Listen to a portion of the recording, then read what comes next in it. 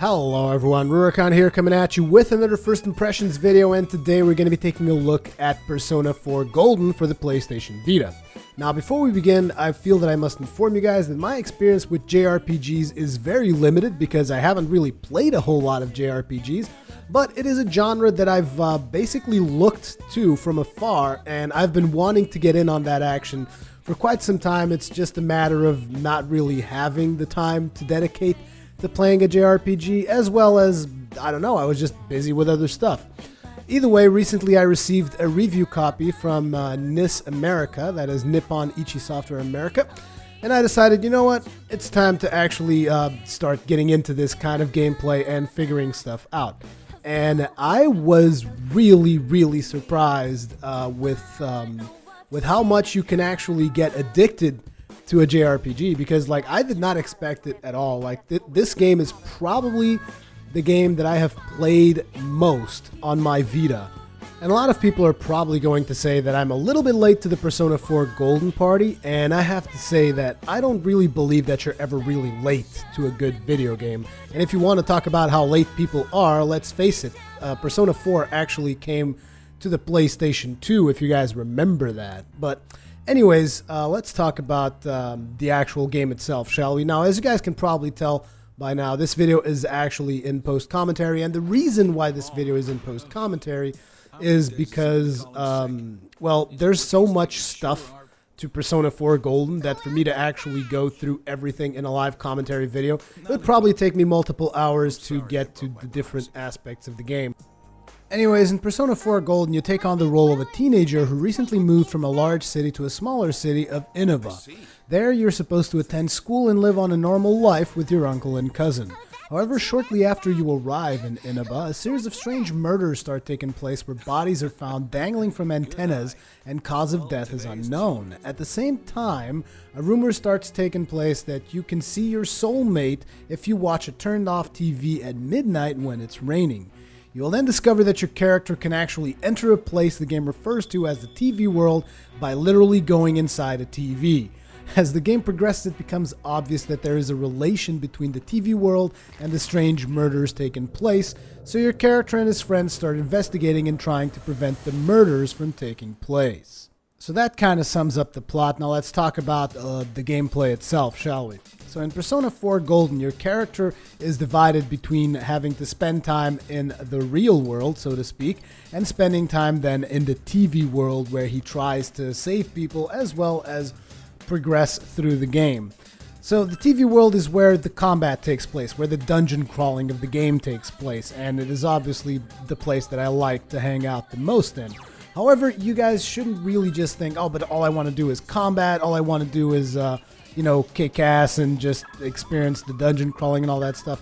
No, events actually take place in the real world as well that are just as important, even from a stat standpoint. Like, you will actually gain stats from interactions in the real world that will benefit you in combat on the TV world. And I know, it sounds a little bit weird and a little bit freaky, but that is kind of the nature of JRPGs I have come to learn. Either way, so the kind of stuff that you can actually do in the real world are social actions. Like, for instance, you can hang out with your friends. You can go and do soccer practice. You can go and do music practice, like play with a band. Or you can go to a drama club. Or you can go to a basketball club instead. Or you can get a job, get a part-time job. Or you can read, you can study. All the activities that you'd expect a teenager is able to do when he's in school in Japan, basically you can do all of that stuff. Including, I believe, you're even supposed to eventually get a girlfriend in the game. Now, I haven't really gone that far into the game. This is a first impressions video after all, but I do believe that that is also possible. But yeah, so obviously you have this big social life to maintain. And for those of you who are completionists and or min-maxers, this is actually a little bit of a problem for you, because every time that you make a decision on something that you want to do, it's not like, oh, I want to go and do everything. You can't. You actually make a decision, and doing something actually shuts you down from doing other things, because basically you're filling up your schedule with one action. That's kind of the way it goes. Like, for instance, One of the things that you always have to do, unless for whatever reason you don't have to go to school that day, but usually you always have to go to school, unless it's Sunday or something, because the game actually follows a calendar. There's actually the sense of time is actually a key aspect of Persona, because time passes through. Like, you choose to do things, and as you do those things, time actually passes. It's not like, oh, I'm going to get this quest, and then I'm going to do it, then I'm going to go get that quest, and then I'm going to do that quest. No, it's like, okay, so today I'm going to study. That's what you did today. You studied. Now it's tomorrow, okay? And now you have to decide, what are you going to do tomorrow? And then it's like, you take that choice, and then now it's the next day. Because it's not like, oh, today I'm going to do everything. No, it doesn't work like that. There's definitely a sense that you actually choose, and it's like, regardless of what you choose, you're always going to gain something, but you're also always going to lose something else, because these choices are mutually exclusive. Now, what this creates is actually a very, very much handcrafted story for you, depending on the choices that you've made throughout the game. Like, for instance, I could have chosen, I'm just going to put out, like, let's say an example week. I could have chosen that, okay, on Monday I'll do soccer practice. Not even sure if you can do soccer practice on Monday, because these things also have schedules. Like, for instance, soccer practice happens like 3 days a week. Music practice happens 3 days a week as well, and you have to take those things into consideration, because doing things will, like I said, cut you out of doing other things. Like, for instance, suppose you have soccer practice on Wednesday, because I think Wednesday is one of the days that you can do soccer practice. And you're like, okay, I'm going to go to soccer practice. But for some reason, Yosuke, which is one of your friends, or Yukiko, says, oh, I would really like to hang out with you. And it's like, you have this choice. You either go to soccer practice, or you go hang out with your friends. And you guys are like, well, that's easy. You just hang out with your friends, develop relationships with your friends. But it's not that easy, because you also have friends at soccer. And you also need to develop the relationships with your friends at soccer. And each of these relationships that you develop in game actually takes on the form of something that they call a social link. And those social links, as you develop them, they actually benefit the personas that you will be able to create. And I haven't even explained to you guys what a persona is. So let's go back here a little bit. You guys have gotten a little bit of the taste of the social world and all that stuff that you have to do and the choices that you have to make. So now let's talk a little bit about the TV world. So what happens when you're inside the TV world? Well, inside the TV world, there are these things called shadows. And shadows are basically like repressed feelings of yourself or other people, like your companions, or even just people from the real world. Like, shadows manifest themselves inside that TV world that we talked about earlier, and those shadows are repressed feelings. Like, for instance, one of the very first shadows that you fight is the shadow of your friend Yosuke, who basically, it's like it's a darker side of Yosuke, and you guys meet that inside the TV world, and Yosuke just says, "You're not me! You're nothing like me!" But at the end, you have to admit that that is actually a part of him. Otherwise, the shadow will just attack you guys, and that is what happens. And then you basically fight off the shadows when you're inside the TV world. And those shadows turns out to be what are actually killing people. Like, people are actually getting sent into the TV world, and then they're getting kind of killed off by their own shadows. So obviously, besides shadows, though, there's another aspect, which is, like, for instance, when you put on a facade, when you become brave in order to do something in the real world, that in the TV world manifests itself in the form of a persona. So basically, shadows are your bad, repressed feelings. Personas are the feelings that you put on when you want to feel brave, or when you want to deal with life's difficulties or something like that. Those are personas. And so personas, obviously the game is called Persona 4 Golden. Personas are one of the major key aspects of the game. Being able to actually manage your personas, because you will have access to more than one. As a matter of fact, your character will have access to hundreds of personas. I do believe that your companions only get one persona, though. So your companions get one persona, their persona, that's it. Your character can create a whole bunch of personas. And now, as if the game isn't complicated enough already, you will get personas as you battle the shadows in the TV world. you will acquire new personas through the use of a mechanic in combat, which is when you actually defeat certain shadows. If you did fairly good during the combat, there's this mechanic which is basically called shuffle time, I believe. I can't even remember the name right now because I'm not looking at the game, but it's like this thing that happens at the end of battles called shuffle time. Cards appear, and there's a chance for you to gain personas through that mechanic. That mechanic is also kind of a mini game in itself, where the order in which you choose the cards will allow you to get more cards out of the post-combat phase, and the more cards you get, the more stuff you get. Like, you will get additional skill cards, which you can then give skills to personas. You will get additional personas, you will get additional experience, additional money, you will get chest keys that allow you to open treasure chests. Basically, you get a whole bunch of stuff. That is the loot mechanic of the game, so to speak. But either way, like I said, you can get personas when you do combat.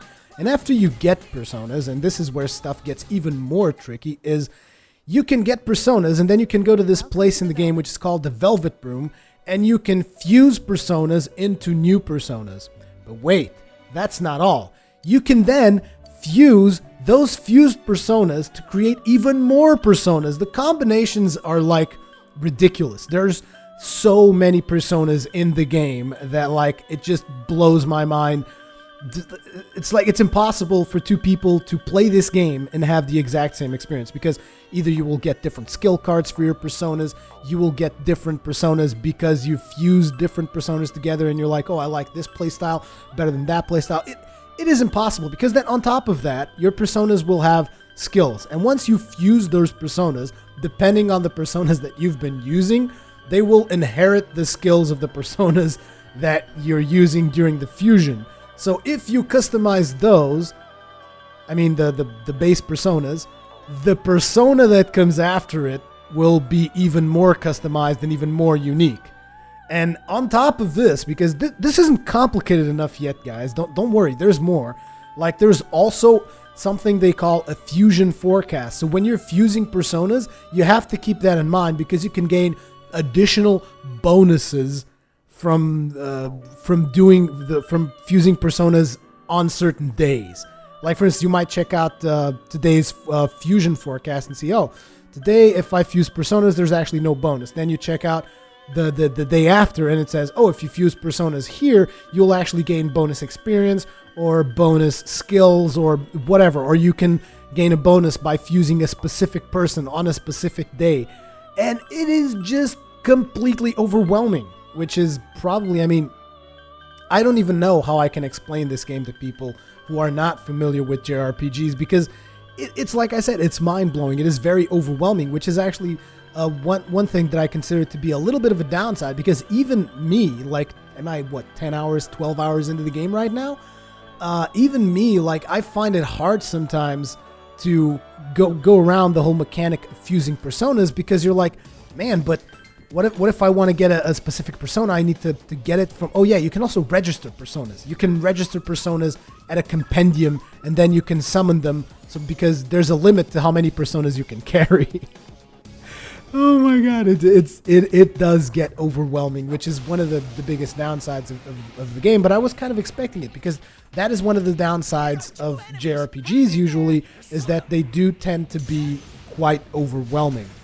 But the thing is, if you don't think about it that much and you just kind of start playing and just keep on going, you will understand that, like, it doesn't really matter that much that you are overwhelmed, just so long as you can keep on going and keep on experiencing the game. Now, obviously, min-maxers and completionists and all that kind of stuff will definitely have a harder time, grasping all of this stuff, and will most likely resort to stuff like wikis so that they know exactly which personas to fuse. But I have to tell you guys, really, there is a lot in the game in regards to actually discovering new things.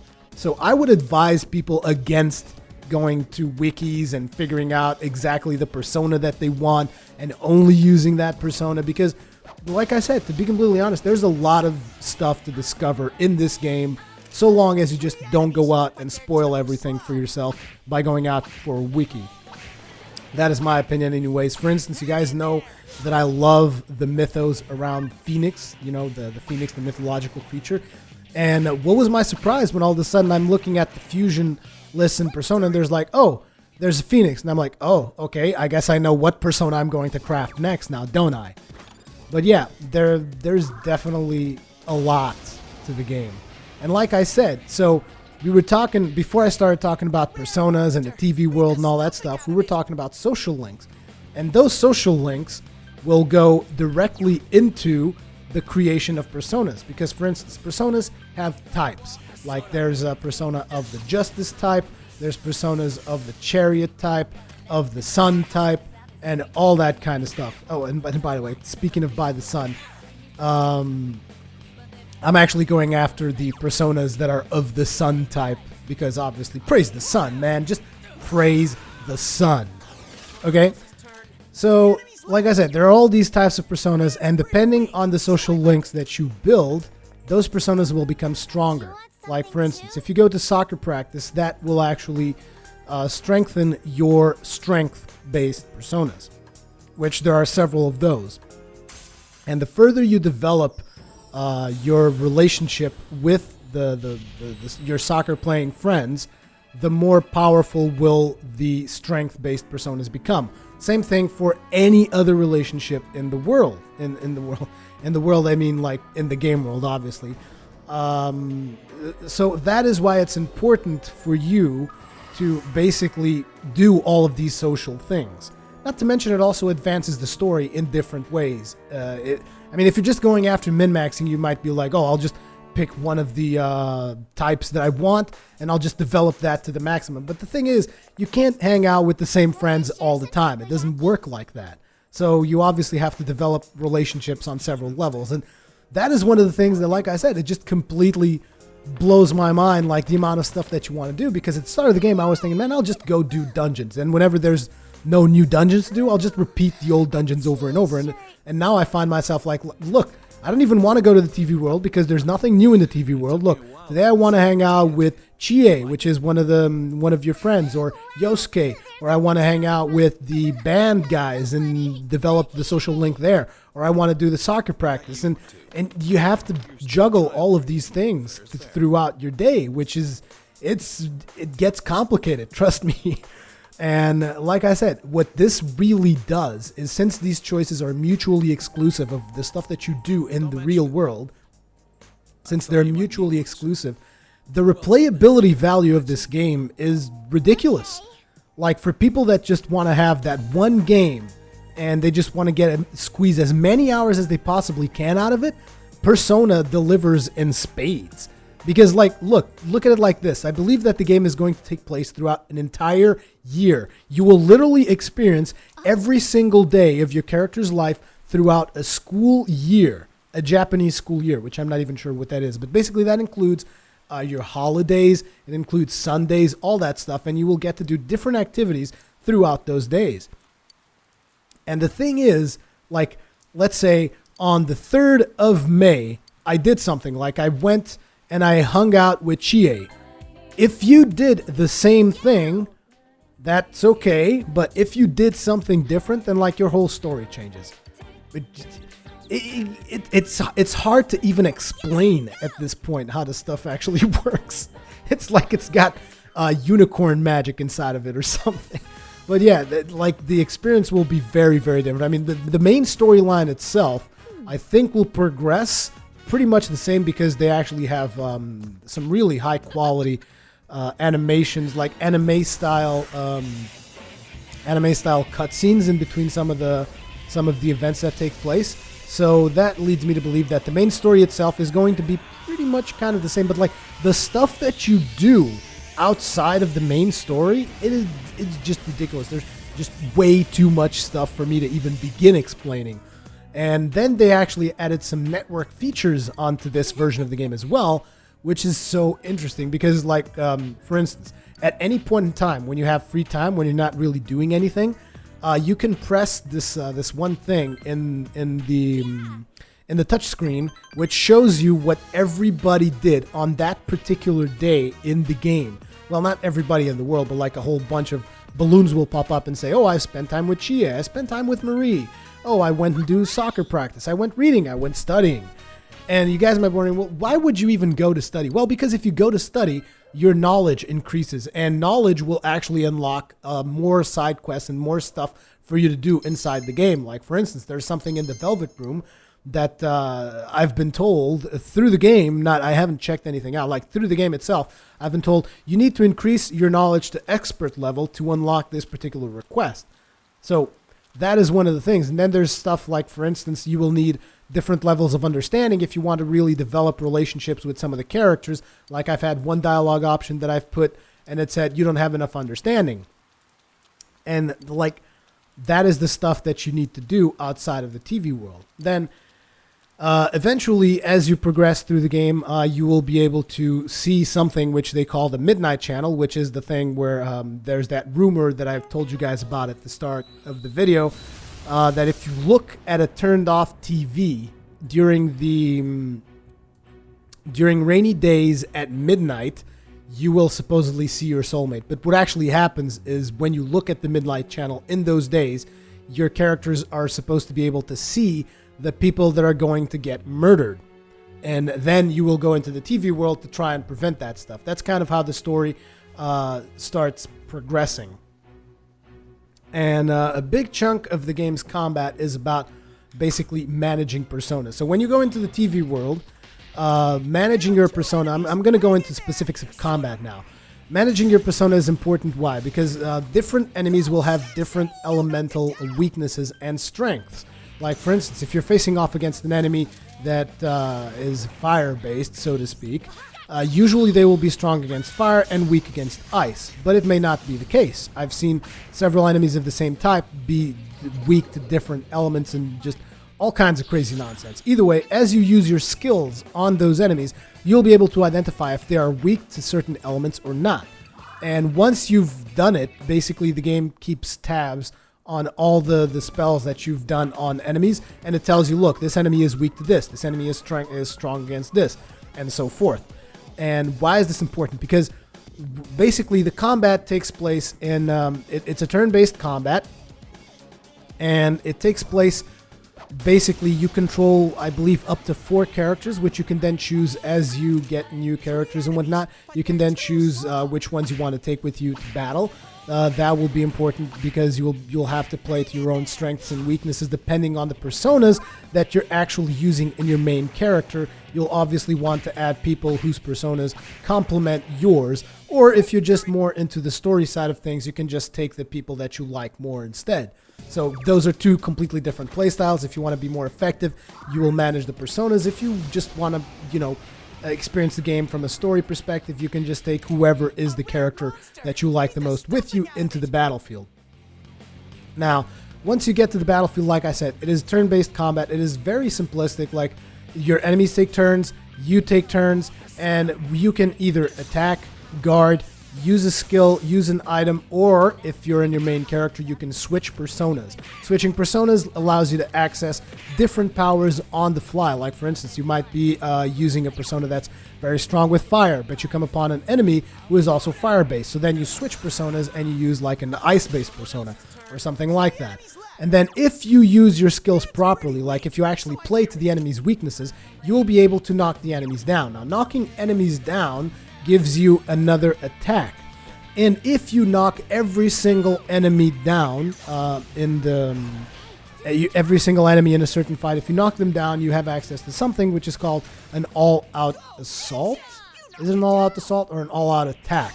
And basically your characters just kind of pile up on top of the enemy and they just all run in and start like meleeing, and it's funny. It's a Japanese kind of thing, but it's very, very effective when it comes to combat. In fact, if you are able to finish a combat with that specific action, you will always get the shuffle time bonus that I've mentioned previously, thus granting you a lot more cards and bonuses and all that kind of stuff.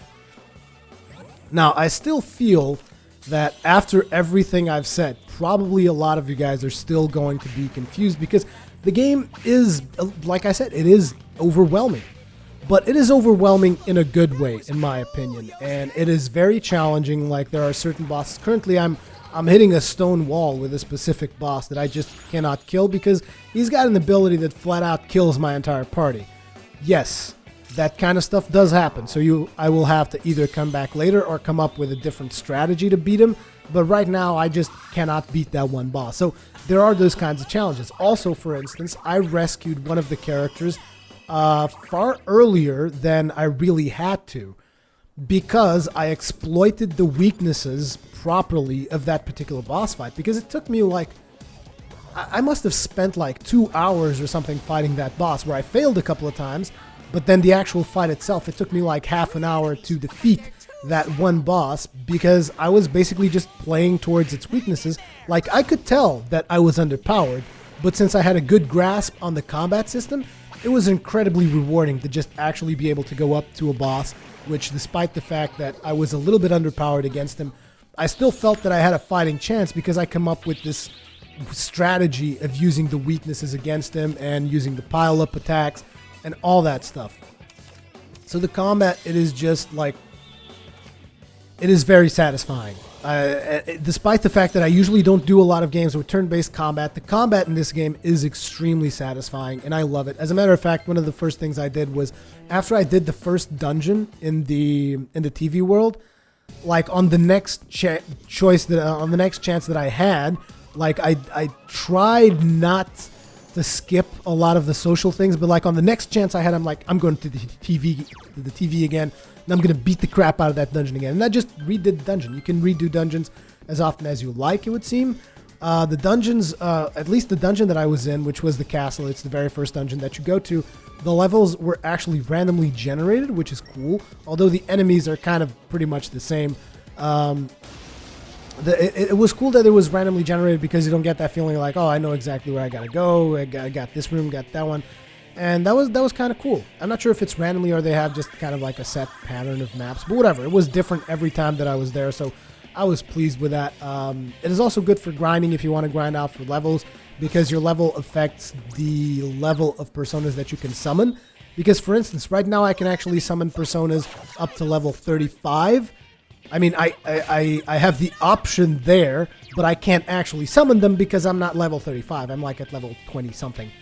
And yeah, it's just, it's very satisfying. I'm highly addicted to it. And it's just got ridiculous amounts of content, a lot of persona customization, which will pretty much ensure that no experience is going to be the same for any player unless you're purposely trying to mimic someone else's playstyle.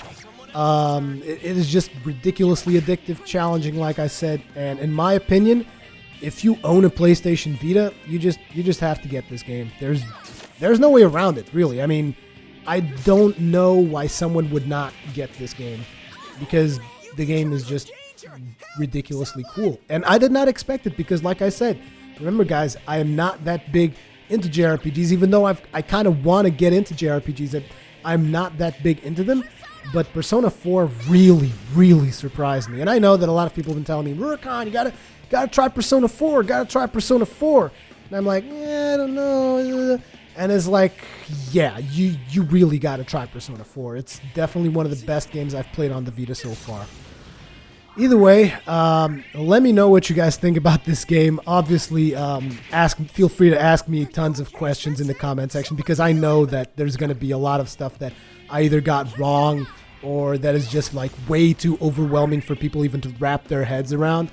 But just feel free to ask me stuff in the comment section. I'm going to try and reply as much as I can, because I realize that the game is really weird.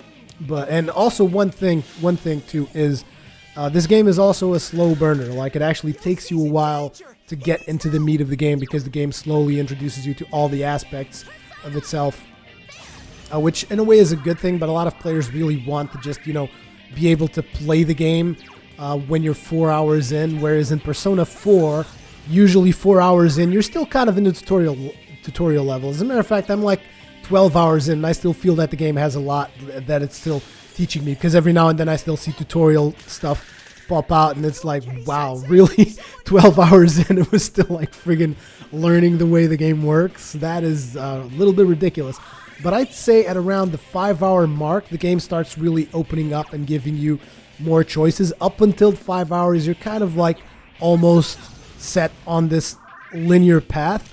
But after those initial 5 hours, which is kind of like I said, it's just those initial 5 hours are just a little bit tough. You just have to kind of deal with it. And I know that not a lot of players are actually able to deal with that kind of stuff. But once you're through those first 5 hours, which they're not bad content in any way, it's just you feel like the game is holding your hand a little bit too much, and it tends to annoy me a little bit. But after those 5 hours, I was like, okay, so now I can choose whatever I want to do. I can do whatever I want to do, and I can just like go anywhere, explore the game freely. And after those 5 hours, it really started opening up, and I really started understanding pretty much why people are so addicted to it. As a matter of fact, there's not even a whole lot of combat in the initial sections of the game, if you guys can actually believe that. But yeah, there's also inventory systems that I haven't talked about. You can buy weapons, you can craft weapons, you don't actually craft, you sell materials to a guy, the guy crafts weapons, and then you can buy it from them. You can also buy those skill cards that I told you about. There's a mechanic where you can sell skill cards that you picked up, and then you can, a girl clones them, and you can then buy them and assign them to new personas.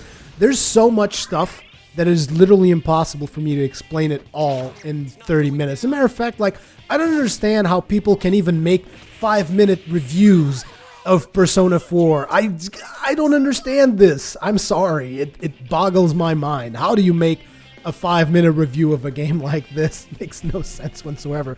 I'm going upwards of 30 minutes here, and I still feel I haven't gotten to everything the game has. In short, basically you should get this game and you should play the crap out of it because it is well worth it. Thank you very much for watching. As per usual, leave me your comments, feedback, all the kinds of good stuff in the comment section below. And I will see you guys in the next one.